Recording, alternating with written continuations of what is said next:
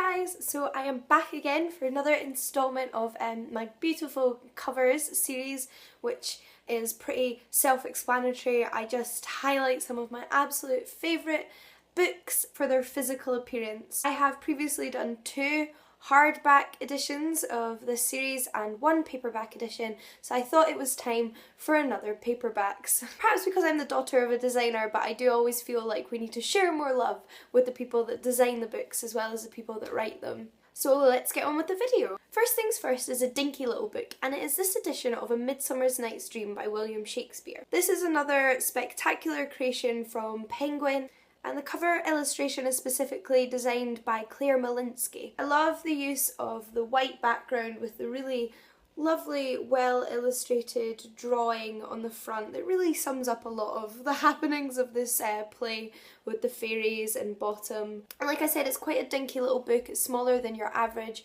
paperback, and you can get every single one of Shakespeare's plays in these lovely editions, and I would like more because I know they would just look stunning together, but for now I am satisfied to have my favourite, and that is book number 1. Whilst we're talking about Penguin, I may as well feature these books, and these are 2 of the books from the Penguin's Myths and Legends series. We have the Saga of Volsungs and the Elder Edda. These are both legends from the ancient north. They're beautifully illustrated editions of ancient Viking, Nordic, Celtic stories, depending on which ones you pick up. And there are 5 in the series. They all have a lovely spine design that looks lovely lined up together, and the illustrations themselves are by Petra Borner. I love that these are matte black with these like bold Celtic-ish inspired colourful designs. I just don't think you see enough books that are kind of colour on black, and I really enjoy that.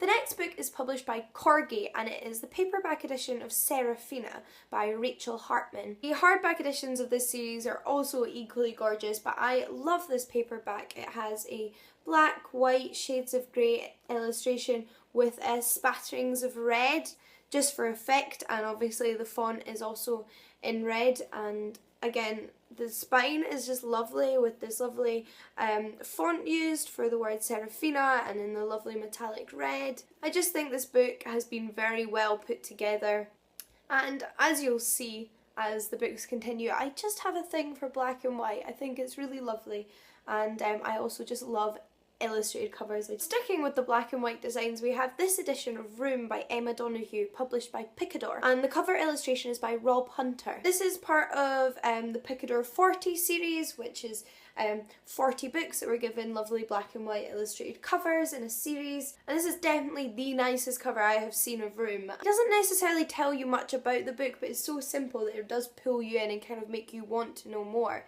I've actually reviewed this book before, so I'll link that down below if you want to know about the actual contents of the plot, but I just think it's such a gorgeous, symmetrical, simple cover design. It just really grabs your attention with its simplicity, I think. Next is a new addition to my collection, and it is Linda Coggin's The Boy with the Tiger Heart. This is published by Hotkey Books, and again, black, which I'm really liking. I'm really liking the colour on the black, and the again, limited selection of colours I think always works really nicely. We've just got these kind of shades of orange, the black, and the spectacular addition of the pages being painted orange on the outside, which is just such a nice touch. It just kind of brings the whole book together and really demonstrates how beautiful paperbacks can be. And the illustration is by Levente Sasbo.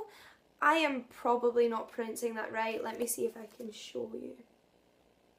I appreciate your art, even if I can't pronounce your name, I'm very sorry. I think this is a very appealing, mysterious and dramatic cover. Look how sinister that light. I love the detail of having an inner scene here.